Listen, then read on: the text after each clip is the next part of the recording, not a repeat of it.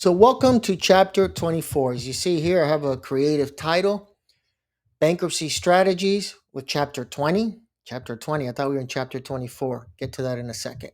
Strategies winning by losing and financial purgatory. Sounds strange, right? But it's all going to make sense, I promise. Now, let's start off with chapter 20. I could I could play games with you and tell you just look up chapter 20 in the bankruptcy code and let me know what you think of that concept, but it's not in the bankruptcy code. This is lawyers getting creative, and I give lawyers credit, whoever the first person that came up with it. But basically, chapter 20 is, as you see there, a combination of chapter 7 and chapter 13. Now, what does that mean? Well, the circumstances could be rare what that works out, but you have to make sure that you're even in a district that approves that. And of course, that means doing your research. If you work for a lawyer, the lawyer would be able to tell you. I can't think of any conversation I've had with some of my colleagues regarding this issue, but it is interesting, and it's definitely an interesting tactic or strategy to move on with that. And so, when can you use it? Well, you see here, remember that chapter 13 has debt limits, unlike chapter 7 does not. But not everybody wants to do chapter 11.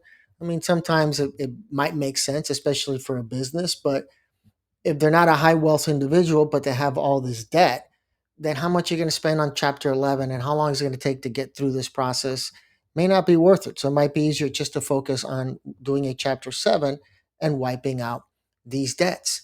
The problem is, what do you do about these mortgages and everything else? But you can't lien strip or cram down with a chapter 7, but you could with a chapter 13.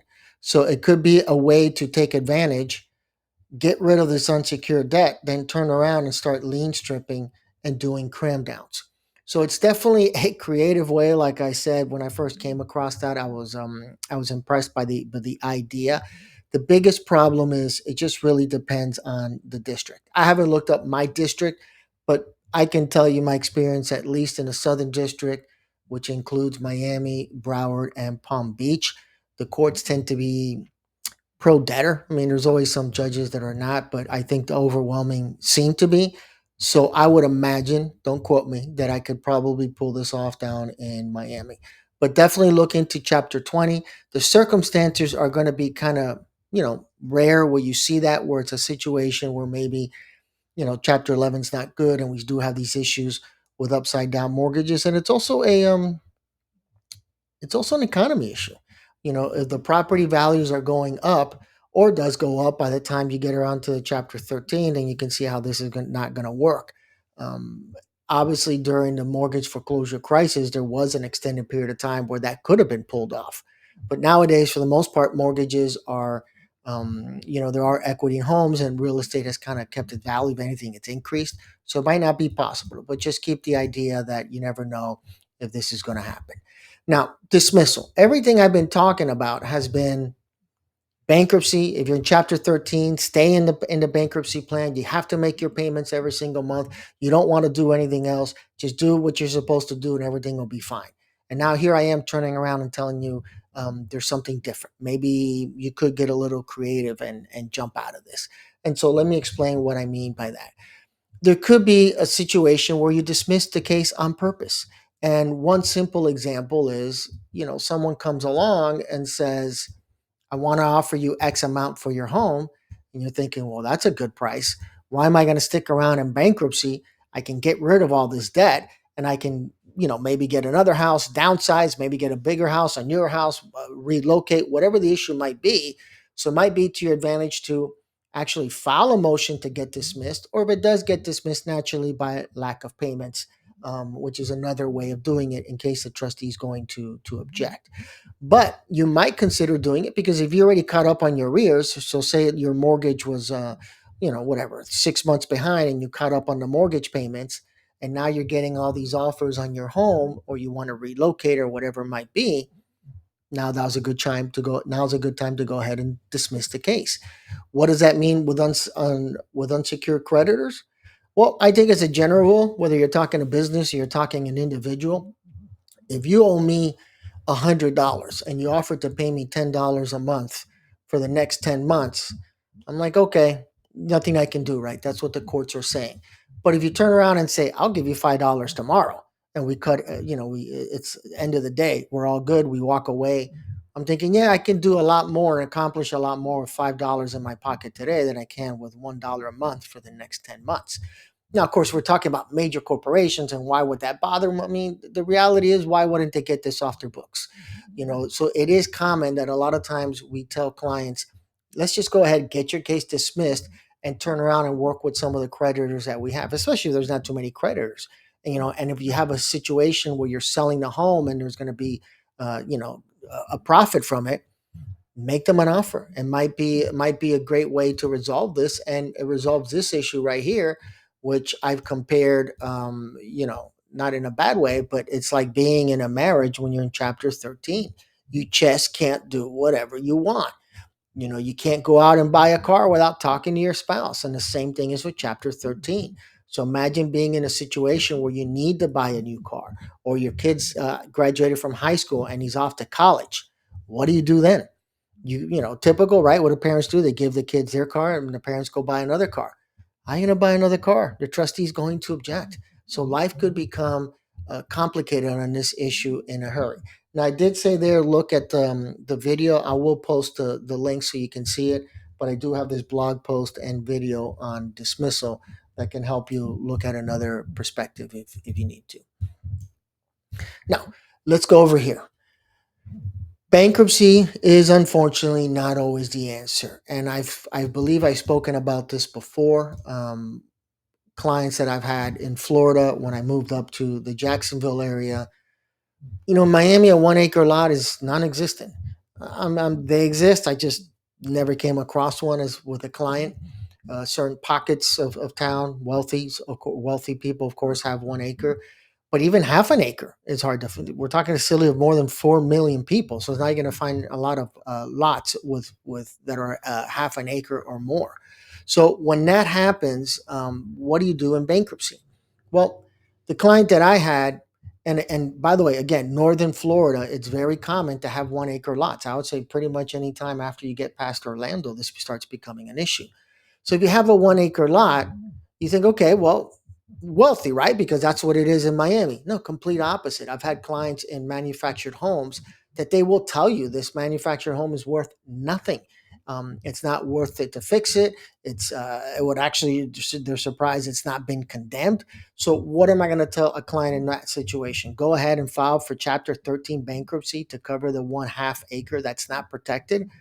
They can't afford that. A lot of times they're retired or on disability or limited income. So Chapter 13 is just out of the question. It's not going to work. And we have to understand, one of my biggest complaints with law school was that professors tell you, yes, you can go to court and do all that.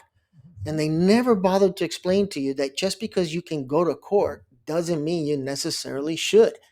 I learned early on in practice, yeah, I guess I could go to court for everything. And that's a good way to upset the judge and aggravate the other side and increase attorney's fees and get what? And so I've always been honest with my clients. I say, if I go to court on that issue, what do you think is going to happen? Do you think there's going to be any changes? Now, granted, the flip side is sometimes I've told clients, we're going to have to go to court on this just to start lay down the groundwork and letting the judge know that there's this issue, like you say a lot in family court.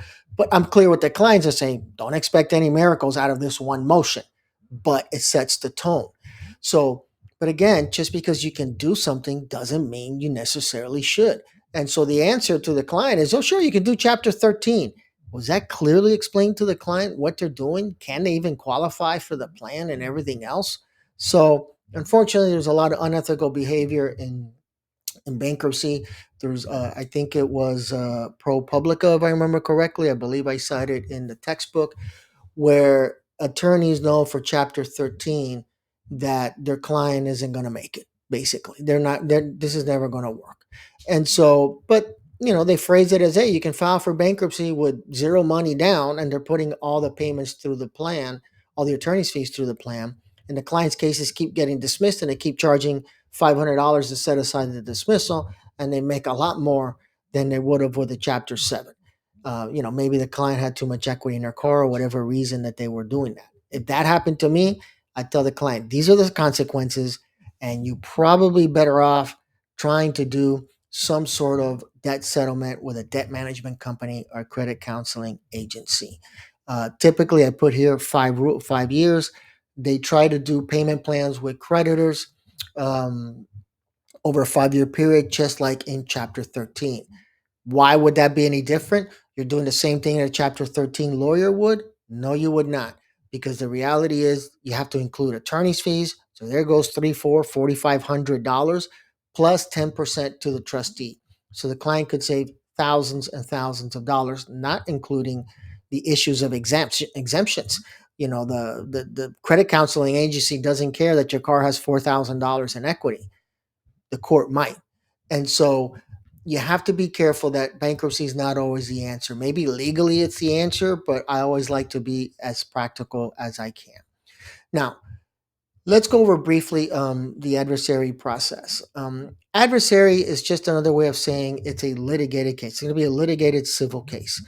How do we get there? Well, could be a debt, maybe a creditor. I don't remember anything offhand with creditors filing that against me. Usually I'm able to settle those cases, but maybe a creditor is objecting to the discharge of a certain debt, and if they can't get what ends up happening is they have to file a separate lawsuit dealing with this issue. If they win, great, that debt gets paid back, all the other debt will get wiped out, but it just might be that issue, whatever it might be. Maybe too much money was borrowed in a short period of time and bankruptcy was filed.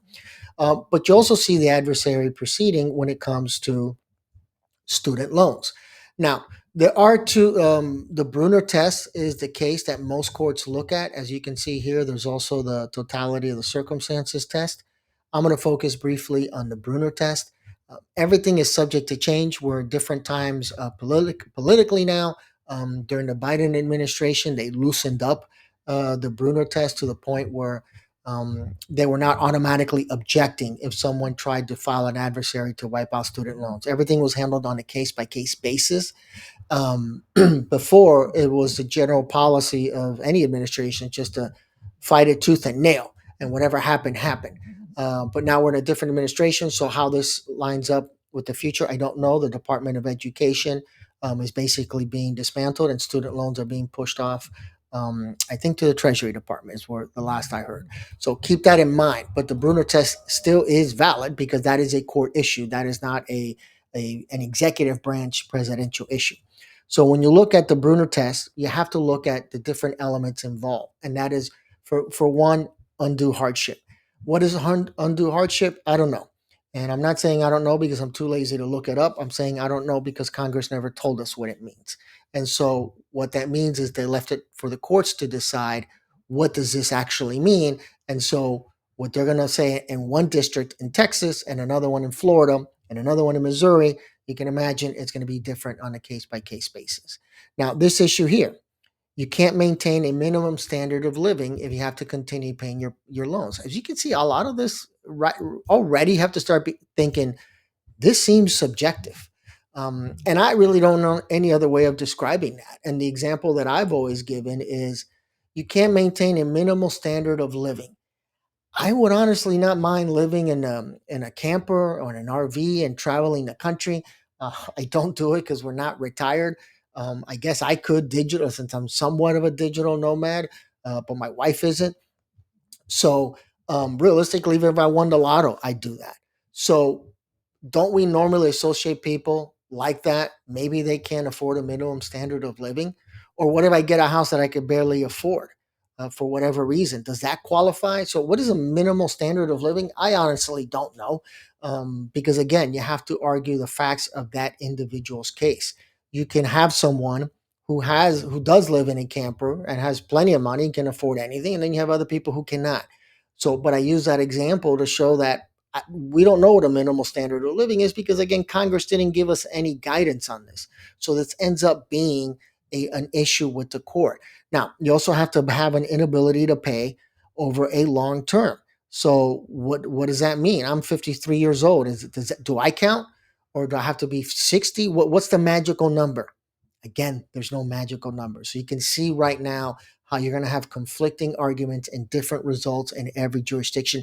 You might have different results within the same district, if there's different judges, or even with the same judges, because everybody's case is different. So I wouldn't argue this without a lawyer. I think it should only be with a lawyer that these arguments should be made. But you can see how difficult it is to make this. If you research some of the cases, maybe sometimes they're clear cut. For example, good faith efforts to pay, maybe someone who went on disability. That makes it nice and easy and say, well, yeah, this is an undue hardship. They're disabled. Their income is minimal. There's no way they can maintain a minimum standard of living with their disability paycheck. And yeah, this is going to be impossible for them to pay this long term because their situation, you're not going to be disabled and then become undisabled. That doesn't happen. So you can see that's an easy example, right? But what about the person who's working and earning a living?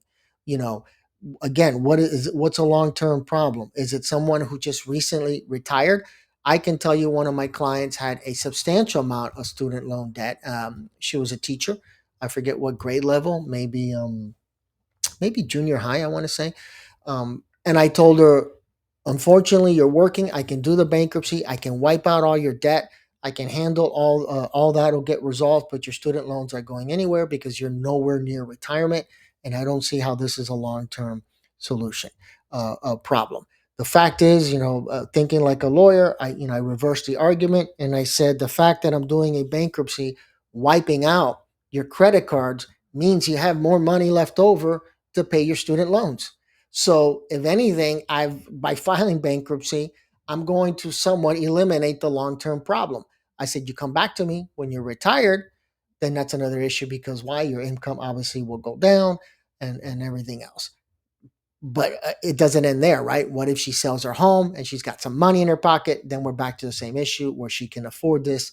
So I wish I can give you a black and white answer. Not everything in the law is black and white. And then there are just situations where you have to try to mold the facts to what the actual law is, whether it's on statutes or case law, to try to create those arguments where you could say this is a situation. But you see how things can change. If just by filing for bankruptcy, what's the long term problem for my client? I just wiped out tens of thousands of dollars in debt, and if she does what most people do when they get older, they sell their house and downsize, and the kids are out of the house and everything else, then this is still making it more complicated. So if you're in this situation or your clients, then make sure, my suggestion is you have to do long-term planning.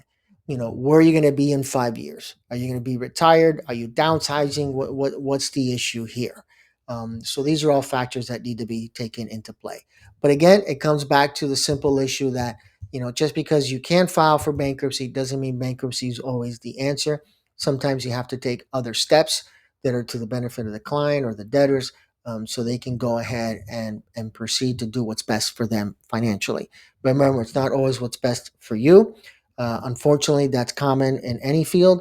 It's always the oath we take is what's best for the client, not what's best for us. What's best for us is everybody files Chapter 13, and that's great for us, probably bad for the clients. Okay. Any questions or comments? As always, feel free to post them in the comment section below. Remember that I'm going to add a couple of links discussing the issue of dismissals. Take care, everybody, and I'll catch you at the next video.